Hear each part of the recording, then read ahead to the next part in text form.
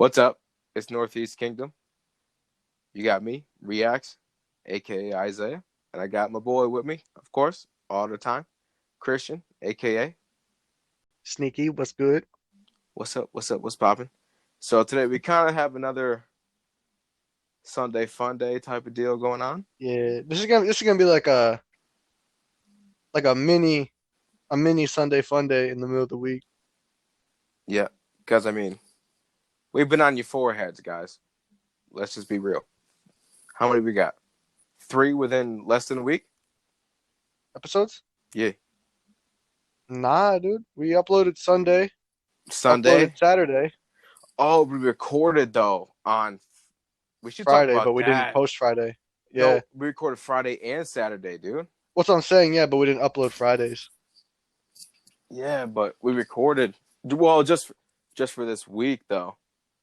We tried. We could have had three out within a week, but Yeah, we that one story, man. that one story. And I Things. mean, I guess that kind of ties into what this episode's about. Yeah, yeah. I mean that. Oh, fuck.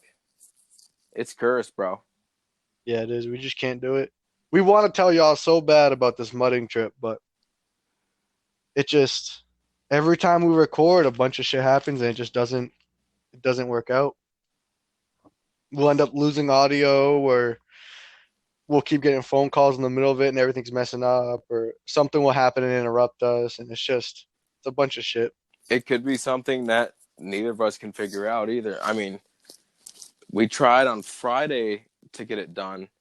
In what, 5 tries? It took us. Guys. We were trying hard to get this story out for you. Well, no, Friday we did it. I think it was four times, but it was only in a span of less than an hour and a quarter, maybe. But that's Yeah, how much that it failed within that time. And then on Saturday, we tried five times, dude, and it still did not. We couldn't get it to go. We didn't tried get it to go, five and then times, that's and that was after yeah, an that's when hour we and a came out. half, and that it took way too long. And by Yeah, that point, after an hour and a half, with really getting to the same spot every time, I mean, yeah. we just couldn't get That's when through we it. just uploaded the main trip. We just Yeah, uploaded the main trip, and that one went smooth. That one went pretty nice. it went fine, bro. That's why I'm telling you. That's just cursed, bro.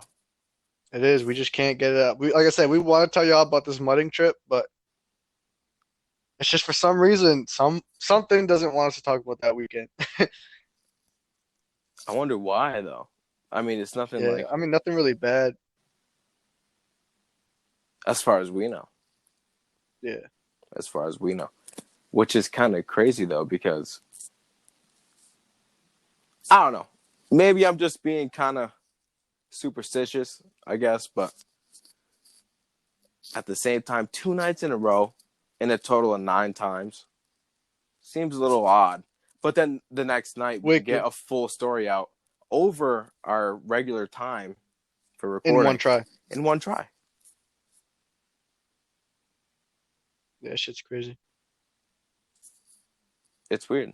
It's weird. But today we just wanted to sort of talk about getting started on the internet and putting yourself out there without really being different than who you are. Like pretty much just being comfortable with yourself, pretty much, and putting yourself out there on the internet, knowing you're going to be listened to. People are going to be listening to it and hearing your stories and hearing the way you talk, but you're still trying to keep it genuine, and that's our biggest thing with this whole podcast, is just keeping ourselves as real as we can be. Like if you were to talk about some real life, this is exactly how we would talk to you guys. Right. And I mean, we don't really hold anything back either. Um, like I think we've said it before. I'm not sure if we did or not, but there's really not too much that can embarrass us. You know what I mean? Not really embarrass us, but there's not too much that we really care that hard about. There's not much that can humiliate us to the point where Exactly. it's embarrassing. So it's like Exactly. Yeah. there's no reason for either of us to kind of hold back. But at the same time, there's stuff that you can talk about and stuff that you can't.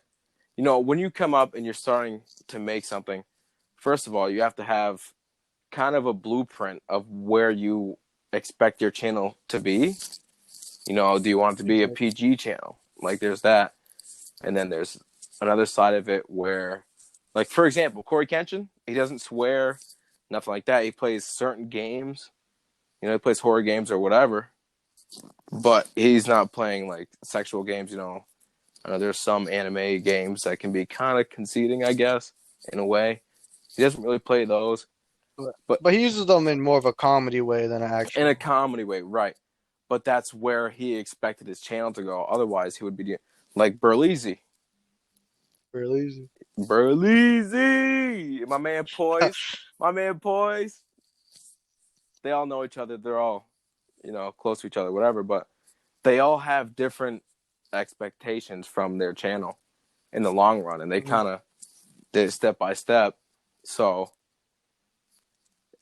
you just got to kind of know what you're going for Yeah, in the exactly. beginning. And I mean, and you got to know your audience too.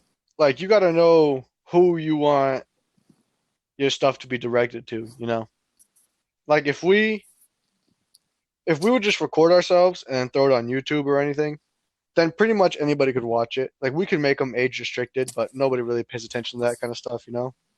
And granted, with Spotify and Apple Podcasts and the other platforms we're on, anybody can listen to them, but it's more just the audio and it's just us telling stories, you know, at that point. There's no like well it's still it's still raw, it's still us, but it's not as like in your face, you know? Not, yeah, not so much as in your face, and it's not so guided in the sense that we have Exactly. to follow a certain path based on, sponsorships, or because once you get into a sponsorship or someone sponsors you, you have to follow so many guidelines, or Oh yeah. maybe you can't swear, or maybe they want you to follow a certain path, like horror or comedy, this type of a thing.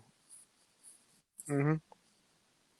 So when it comes to this, it's not really like we're not really restricted to that, but at the same time, I'm sure there's going to be certain people who would and wouldn't sponsor us. You know what I'm saying?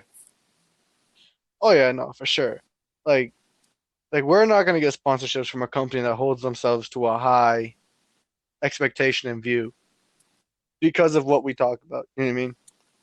And that's something you gotta know going into it is like the stuff we talk about is like it's not overly edgy, but it's riding on that edge, you know? And Right. Which just some of the stuff we've done is that same way. So it's like whenever we make content or we just tell you guys about what happened or anything, we already understood going into it that there are going to be people out there who just don't want to sponsor. They could like our shit, but they're just not going to sponsor us because of what we do and how we present ourselves out right, and what to their the public. company, that what their company's like ego, or however you want to put it, Yeah. is. We straight up said Bush did 9/11 in one of our episodes. Like we Basically, yeah. basically, and and that's the thing is like you just have to know your audience and shit. Like we do it in a comedy way when we're saying stuff like that. Like we say it more or less just telling jokes. We really don't care or know any of the real facts. Right. But just knowing, like I said, it's just knowing your audience and knowing who's listening is a big Mhm. thing. But like I said, we try to keep it as genuine and raw as we can, and try to keep it as real to ourselves as possible, just so you guys know like everything we say and do and our opinions and stuff is all real. It's not put out there as a show. It's not put out there as like a look at me kind Right, of a like thing. clout. Not looking. We're not looking for any clout, basically. Yeah. I mean, granted, we want it. Everybody, when they start something online, they want it to blow up. You know what I mean? Yeah. But we do it more for the fact of we like, at least I can say for myself, I most positive you're the same way, but we like entertaining people. Like if I can make someone laugh, my day is made. You know what I mean? Right. And that's pretty much the goal in the end. Like after this whole COVID stuff blows over, I'm gonna start doing open mics and stuff like that. and hopefully become a comic. So it's like it's just something that we both genuinely enjoy is just making someone laugh and knowing someone's day is better because we did something, you know? Well, that was pretty good. That was pretty good. It was, bro. I That mean, was from the heart. That yeah, was from I guess. Sneaky's heart to y'all. Hey, bro, round of applause. Everybody, listen, round of applause, real quick. But going back to what you first started saying, and then what you ended up with. First of all, once you go to open mic, obviously I'm gonna be there. I'm gonna support you. I'm gonna be there. You know, once this shit kind of clears over and whatever. Oh But yeah, like, no, my first show is gonna bomb. It's gonna be trash. I no, already know it, but that's all right though. You gotta start somewhere, but man. it's just You gotta start. it's like I said, it's like our first episode though. Like we had audio issues and shit like that. But You, in the end of the day, our first episode, like we were just talking about it before we started recording. Our first episode was one of our most genuine ones. Like our Sunday Fun Days are literally like if you want to hear the most genuine us, Sunday Fun Day episodes. you can hear Because those are us just our random literally ass just thoughts that we just come up with either on the fly or maybe just some random shit we thought. Oh, bro, I wanted to mention this to you today, and everybody listening, just hear me out. This might sound crazy, but okay. So when I was at work, I had to weld some pieces onto a loader that we had 744. So, and you know, I got that fucking sunburn on my forehead, bro, so bad with my big ass head, bro, on my forehead because I got a new welding helmet. I wasn't used to it. Burnt my forehead. Shit hurts. But I was going to put it on, and I burnt my head, and I had said something in my head that made me laugh. Now, tell me, this is probably gonna be weird, but for whatever reason, this came into mind. So you know how people who are right-handed use the left side of their brain, right? Supposedly, and yeah. then vice versa for the left hand. You know, you're left-handed, you use your right side of your brain. Does that same statement stand true when it comes to comedy? Like, do you think that someone who's emceeing, or if they throw a little joke out, whatever, or someone that's actually on stage and they have to perform as a comedian and say they're right-handed, do you think that people in the crowd that are left-handed may not pick up on the joke the same way because they think the same way? I think Or how's no. I that feel work? that. I feel that because they say, well, they say I'm not a neurologist. I don't know shit. But what they say is that one side of your brain is wicked creative and artsy and all that, and the other side's very logical and straight to the point. You mean broad thinking. Right. And so yeah, I feel like if you get on stage and I like to think of myself as pretty creative and out there, like outside the box type thinking, you know.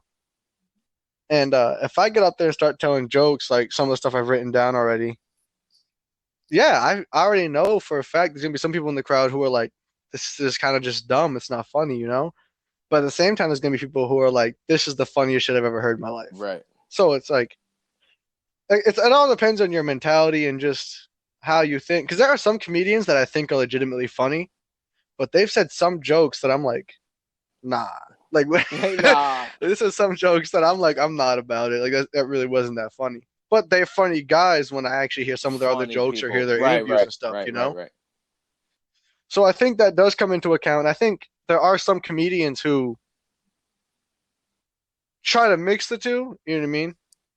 Like Bill Burr is one of them. Bill Burr has very outside the box thinking and everything else.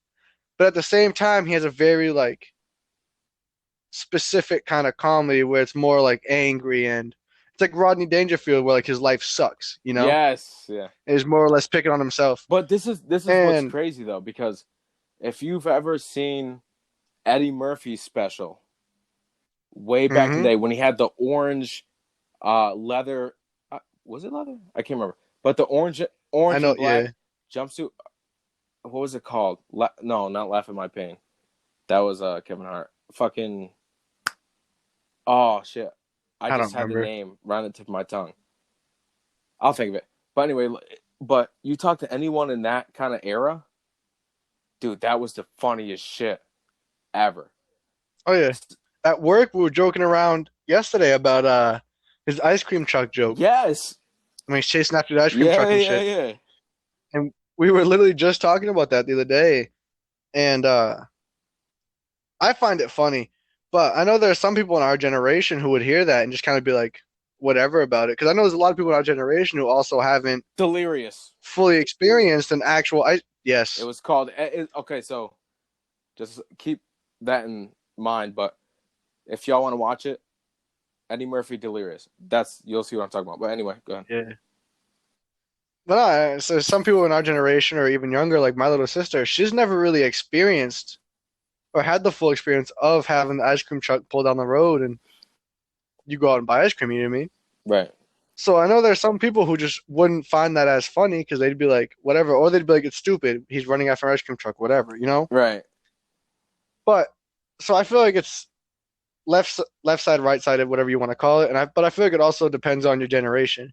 Like if we were to start this podcast 20 years ago, nobody would give a fuck about it. Right. Or it might start a new trend. But at the same time, it's like you don't know, you know? Like back 20 years ago, this was not the kind of humor and the kind of entertainment that people were necessarily looking for at the time. So like that goes back to just the whole knowing your crowd and who you want to attract. Like obviously, people who listen to our stuff are gonna be younger people. Mm-hmm.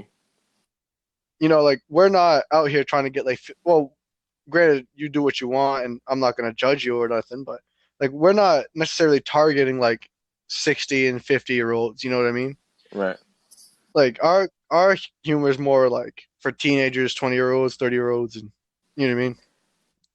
So like I said, it all depends on your, like I said, it's just your target audience and what you think is funny. And if you tell jokes based off what you think is funny, that's the best way to go. Like just with anything, if you just stay as genuine and raw as you can be, that's your best bet no matter what scenario. Yes, but like because if you start telling jokes you don't find funny, they're not going to deliver the same. they're not going to deliver the same. But also, if you think in a very unorthodox way, kind of like a Bill Burr, and I bet you that Bill Burr does have a lot of followers and a lot of people that like to follow him in the sense of his stand up and everything like that.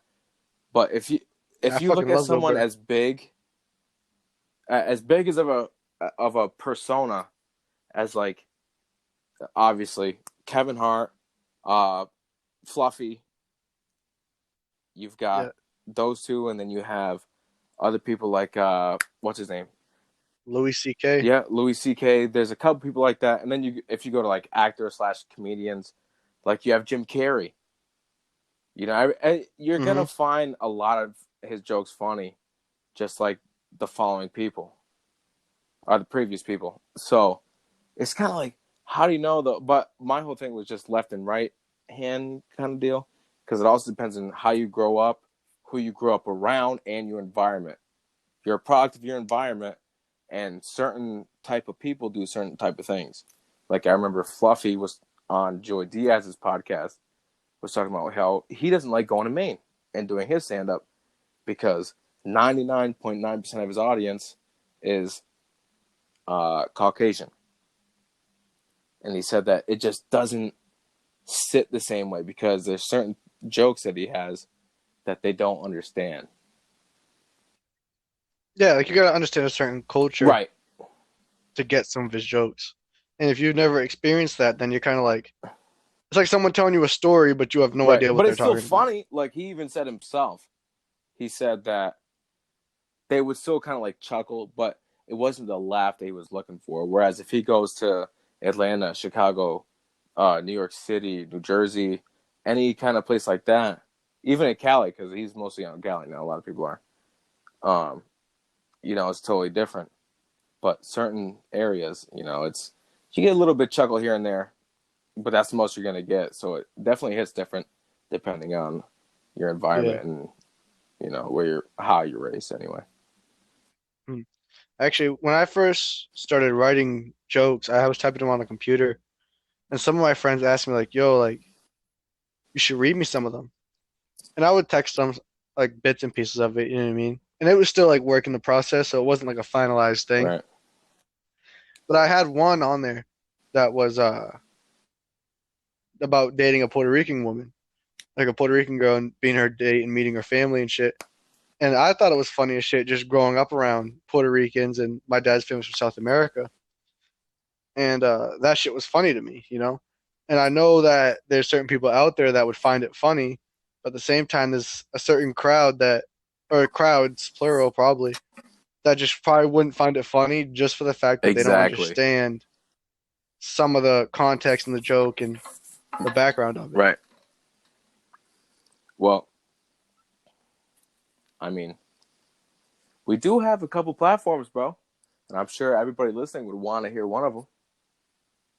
Yo, what's up? You're listening to Northeast Kingdom, and we're actually going to tell you something that's pretty cool. You listen to us through Anchor. It's free. If you haven't heard about it, there's tools that you can use that you can record and edit from your phone or your laptop. It'll distribute the podcast for you. So it can be heard on Spotify, Apple, a bunch of platforms. You can make money from it. You know what I'm saying? If your pocket's a little shallow, that's what it is. Just be sure to download it through the Apple Store, or you can go on anchor.fm and get started right there. And Google Play. And Google Play. One of what? You want to do stand-up, right? Oh, one of my jokes? A little preview. Give them a little... I mean, a Let's little give... preview. I was gonna say none of them are really finalized yet because I'm still in the works of typing them. No, I'm dead ass. I'm still in the works of typing them. I have a Word document on my laptop with all of them on it, and Peanut has my little sister has my laptop right now for her schooling. So this is gonna be just off the top of my head trying to remember it. But All right, guys. No judging. It's a preview. Still working on it. Obviously, you heard it. But hey, everybody got to start somewhere. And honestly, I'm going to be listening to the first time as you guys are. yeah, actually, I don't think I've read Nothing. you any I've of never them. asked you for it. I'm going to let you do what you do. All right. So one of them, I'm gonna just give y'all a little sneak peek to one of the ones I wrote that came out somewhat the best because it would target a more broad Right. audience. You know what I mean? But one of my jokes, the thing about the kind of comedy I want to stick to is like the realness of it. You know what I mean? Like these jokes that I'm going to be telling, they include a little bit of truth to them, and that's what makes them funny, you know. But so anyway, it's the first joke I wrote too, was about how I was such a virgin when or before I lost my virginity and shit, and even afterwards. And the joke like changes into a second joke halfway through. Little segue kind of. But yeah.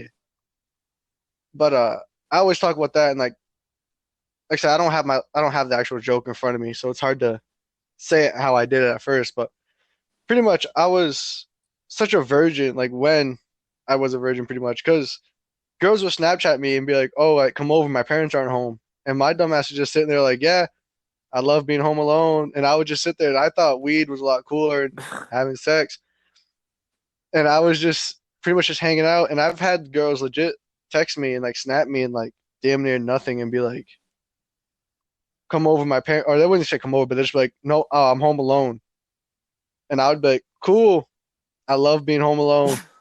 And I would just keep doing what I'm doing, playing fucking Pokemon. You know what I mean? Like, yes. so then when I eventually did lose my virginity, my ADHD started kicking in like wicked. And I was such a virgin, like I was so innocent that the first time I did it, I was moved out, and me and this girl I talked to, I talked to her for like a week, but we started going at it, and I'm still pretty much a virgin. Like I don't even know how to talk about sex still. Like it's still like taboo. But it kicked in, and like halfway through, we used to watch this show on Hulu about this girl in a wheelchair who wasn't actually needing it or something. She chose it out. I stopped watching after we broke up, but and that was playing while we started going at it. And my ADHD kicked in halfway through, and I actually started paying attention to the TV show more than her. And this is me losing my virginity. Like What you would think is going to be a big deal. this is it. Yeah, you would think this is like the greatest moment of my life, but just started watching that and got soft actually, and just didn't function. And then she made a comment, and I didn't notice it really at the time because I was just watching Hulu, and I ended up making up some shit after the fact when she was texting me like the next day, and I was like, "Oh no, I got nervous and just it didn't go well." You know what I mean? Like I was just making up some shit to not make her feel bad. Like I'm naked in front of this dude, and he's too busy watching Hulu. Like, but it was just my ADHD kicked in, and a big scene came on, and I was like, my ADHD just lost all focus on what the hell is going on in front of me, and I was like, I gotta watch this. It's like some crazy shit's happening, and I cannot miss Right. it. But yeah, and like I said, when I typed the joke up, it's worded a lot better, and it's more Right. energetic, I should say. But when I typed that in, I was in the mindset of like I typed it word for word as if I was on stage. So that's what I'm saying. Me saying it right now is a lot different than my mindset while I was typing it, and my mindset will be when Yeah, I'm like you said, delivering bro, it, you it's know? not in front of you, but I can see where the premise of that whole joke is going, and it was Yeah, still no, funny though. if I studied and actually practiced like saying, because this is actually my first time saying it out loud. I've only ever typed it. So I feel like if I practice saying it out loud, that like, it has the potential.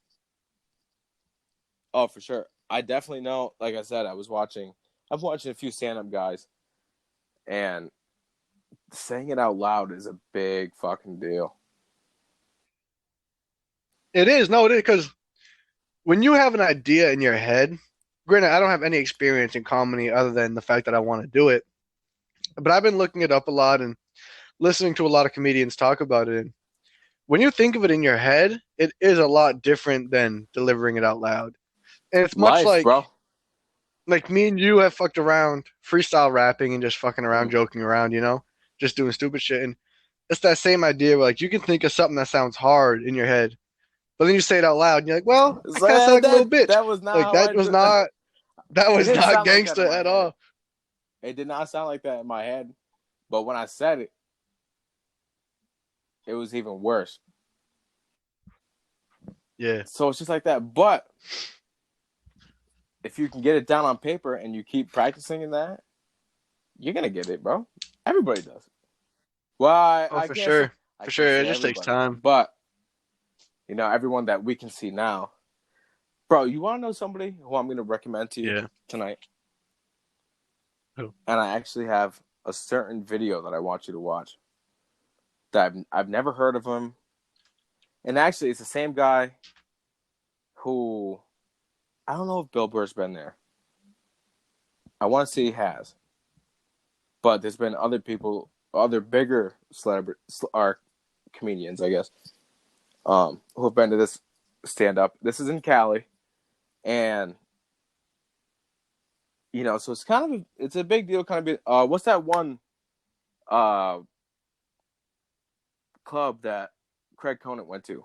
The Ice House? The No, not Laugh the Laugh Factory. Factory. The Ice House. I said, oh, Yeah. okay, Okay. yeah, So yeah, they've also been there. So it's in this. It's in that like same area. Anyway, someone. His name is Ali Sadiq. I think black dude. yeah. Okay. So funny, and I've never heard of him before. But you can tell because when I first saw him, he had like 112,000 views, and then now I go back, I think Damn. it's at like 400,000. This was only 2 weeks ago. As soon as you get the ball rolling, dude, it's just gonna go and Damn. go and go. It's snowball effect. Well, that's the thing More. is like, As soon as you get enough people to listen to it, and then a certain amount of people are gonna share it, it's just gonna keep going and going. So it's like after you get your jokes finalized, and after a couple stand-ups, there's gonna be hard ones. You're gonna have rough crowd and whatever, but you get it down. Obviously, it's gonna get out there, and then you'll be good, bro. It sounds good. That's good. That's good. That's yeah, for good. sure. Yeah, what was I gonna say? Oh yeah, no, with the internet, it's like the internet's a weird place because you could either bomb and like it wouldn't matter, but the internet's a weird place because once you do blow up, everything else you do blows up. Like you can make one thing funny as hell, and the rest of your stuff won't be, but people will still watch the other stuff that isn't just because they saw that one episode or saw that one video you made or saw that one joke you told or something. You know what I mean? And they start looking you up, and that exposure you get for free through the internet is the best part, you know? Mm-hmm.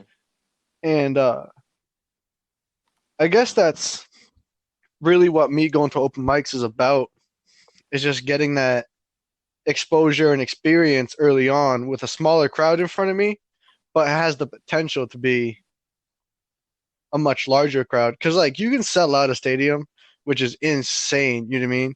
Like when comedians go to fucking like Madison Square Garden and sell out, that is crazy. Like you have made it at that point, but you can only hold so many people at Madison Square Garden. You know? And if you're on the internet and you got like 3 million people who've seen your joke, that's 3 million people who've seen you and could have told somebody else about it. Right. You know? And that's the thing where the internet is like the best free tool anybody trying to do something can have.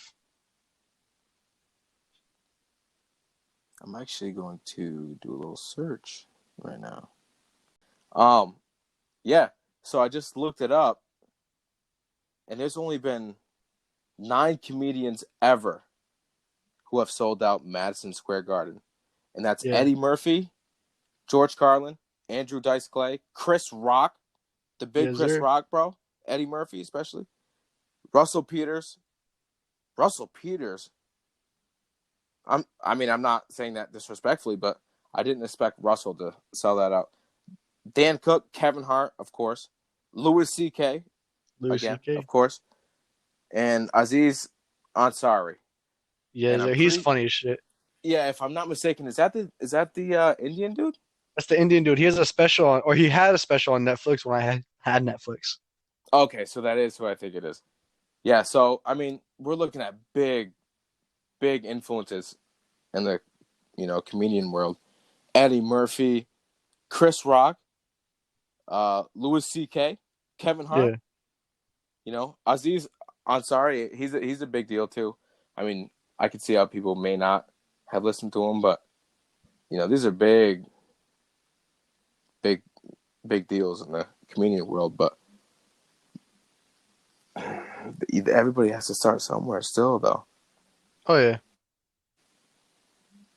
And there's a lot of people outside of them that you gotta think. Dave Chappelle, he hasn't even sold out MSG. Yeah. Dave Chappelle, bro, but he has a Dave certain Chappelle. audience. He's a He does. big Well, deal. I was just about to say that. I was like, Dave Chappelle's one of those guys where not only as like somebody who puts themselves out there has to know their audience, but you as a buyer and you as a viewer, you as everything, has to understand what kind of audience somebody's attracting. Like Dave Chappelle got a lot of backlash for some of the jokes he was making a year ago on Sticks and Stones. But if you guys remember in the 90s and the early 2000s, that's what Dave Chappelle built his whole empire on, was those edgy and out there jokes. And now that he came back, it's a whole new generation, it's a whole new audience, you know? And that's where I think people, if they were going to go do something or watch somebody or anything, they got to do a little bit of research first. Like if you watch the Dave Chappelle show, he plays a crackhead at one point. You know what I mean? Like his jokes are edgy. His jokes are not built for families, you know? Right now, So when people started bitching about it, it's like you have to know who you're watching at the same time as he has to know his audience. You can't put in it all on the comedian. in saying that, even though he got backlash for that joke that he did in Sticks and Stones, he still won a Grammy for Sticks and Stones Yep. and Best Comedy Album from 2019 and his Netflix special at the Hmm. 62nd Grammy Awards. So you really gotta, you gotta know what you're exactly going for. yeah, he got backlash, and he actually left for a long time He was because gone of, for a long time. yeah, he was gone for a long time.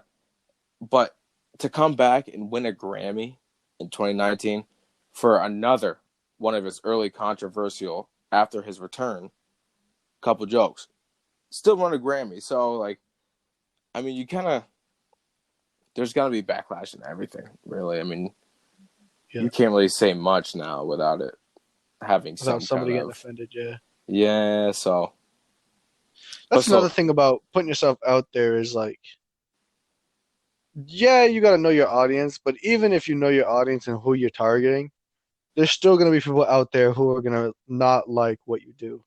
And that's one thing that I think both of us were comfortable with coming into this that we never even actually talked about. But it was just one thing that we both knew each other was comfortable with was the fact of us putting ourselves out there on the internet. There were going to be people who were like, "Oh, look at these two guys, and look at these," like, you know what I mean? Like, there were going to be people out there who just weren't a fan of what we do, and we're going to hate pretty much. But at the same time, we knew we didn't care, you know? yeah. Well, the way that I look at it is you can't please everybody. So, but you can. There's a lot of people that I don't know, man. It is hard, but at the same time, I mean, me and you both know you can't please everybody. And I mean, you look at the comedians now compared to before. I still remember there were a couple movies that came out, even horror movies at that, where there was a lot of religious people who didn't want to go see certain movies or certain shows or whatever Mhm. due to how controversial or um, how serious they were, I guess. You know, so it really all depends on the crowd, I guess, Yeah. which is makes sense. But I don't know. Either way, I still think that. Wait, where are there any places that we can do stand up around here? I was thinking like Burley or Manchester. We have to drive to do anything for open mic. What about KJ's, dude? Does KJ's do KJ doesn't do open mics? I mean, we can Not ask, but yeah, not necessarily, but they could have start the something up. karaoke. So in that same time, be like, hey, But let hey, me I'm not gonna sing a song, but you guys want to know what I think is stupid about Hot Pockets? Like, you tell know, me how you go warm them up for 4 minutes and the plate's hotter than that's the inside middle of that hot pocket. what I'm You saying. know, this is Y'all whatever. ever heat up some rice? Shit's stupid. It come out looking like a salt cube. Like I don't. You know what Like I a mean? fucking Like everybody at KJ's is gonna be like, "Who the fuck is this guy?" God forbid you put it in your That's drink. a know your crowd kind of a place. What am I do? Walk in there Oh, and tell jokes to the bad, dude. owner and two other people. I'm gonna literally, if I did an open mic at KJ's, it would be the owner, the two bartenders, you and Andy, and that would be my crowd. And we're gonna laugh our ass off. I'm like, yo, my first show murdered. Like, how many people showed up? Like six. Six, but 2 out of the 6 laughed their ass off. And if you want to reduce it, that's a third of the crowd. So It's a fuck third of you. the crowd, and I murdered it. And all the So other like old guys that sat at the counter, like, can you believe these motherfuckers? that's 33 and 1/3% of the people. I want some Leonard Skinner, god damn it. Hey, bro, close enough. Close You enough. want more Skinner, boy? Andy laughs in the tone of a Leonard Skinner guitar solo. Okay. Yeah, like a guitar riff. Oh Andy. yeah, all day. I would tell a joke. Andy would be he would just have to add the What'd he say? Oh, yeah, yeah. It fucking is what love Andy.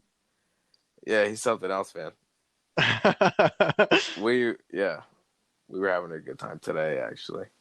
Before I Oh yeah. fucking yeah, so I went to go put my fucking welding helmet on, and then really burned my forehead, and it hurt. and then he left, and it wasn't any fun anymore. But yeah, he's funny. He's cool. He's good shit. Yeah. God, this shit's been going on for a long time. We haven't been over there since fucking January, I think. Was it? Yeah. January. Have we gone over there after my birthday? Yeah, we did. Because after my birthday, we made fish tacos. Oh yeah, dude. Oh fuck yeah, we went there. Yeah, I think it was January was the last time. But yeah. Damn son. And then as soon as that happened, not too long after. I mean, apparently it happened well before we knew about it, but I mean, before I got here and it was a big deal. It's been since then, so. Yeah, all that COVID shit. Yeah. It's crazy. Well. But yeah, we just wanted to drop this episode to let you guys understand where we're coming from with putting yourself out there and just letting you guys know like we're keeping it as real to ourselves as we can be. And if you guys ever really wanted to put yourselves out there, that's your best bet, is to just, if you record yourself, your best bet is to not even know how many people are listening to or watching what you do. Because then you can keep it as real as possible, thinking like 3 people are watching your shit. When in reality, you don't know. You know, you could have 50,000 people watching, but in your head, you only have 3. So you're just acting how you want and doing all the same stupid shit. Mm-hmm. But yeah, this has been Northeast Kingdom. This is a little bit mini episode, but it's been Northeast Kingdom. It's your boy Sneaky. I got my man here, Isaiah. Yo. And we'll see you guys next episode. That's a wrap. Let's cut it. Shout out to homie Peace Soul letting us use his music for these outros. Much love. Everybody go follow him on YouTube. I'ma try to keep it low key. Yeah. You don't really even know me. Yeah. I'ma try to keep it PG. Yeah. But you was my one and only. I'ma try to keep it low key. Yeah. You don't really even know me. Yeah. I'ma try to keep it PG. Yeah. But you was my one and only.